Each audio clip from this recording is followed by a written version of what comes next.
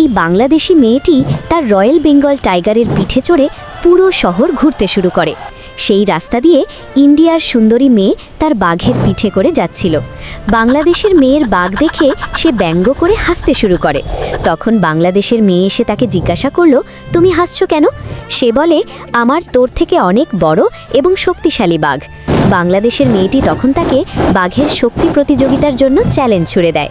বাংলাদেশের মেয়ে বাড়িতে এসে তার রয়্যাল বেঙ্গল টাইগারকে মধু মেশানো মাংস, কাঁচা ডিম এবং হরিণের দুধ খাওয়াতে শুরু করে। অন্যদিকে ইন্ডিয়ার মেয়েটিও তার বিশাল বাঘকে জাফরান মেশানো দুধ, বাদামের পেস্ট এবং বিশেষ মাংস খাওয়াতে শুরু করে। অবশেষে সেই প্রতিযোগিতার দিন আসে। দুটি বাঘ গর্জন করে শক্তি প্রদর্শন শুরু করে। কখনো ইন্ডিয়ার বাঘ বিশাল পাথর তুলে ফেলে, তখন ইন্ডিয়ার দর্শকরা চিৎকার করে বলে, আমাদের বাঘ জিতবে।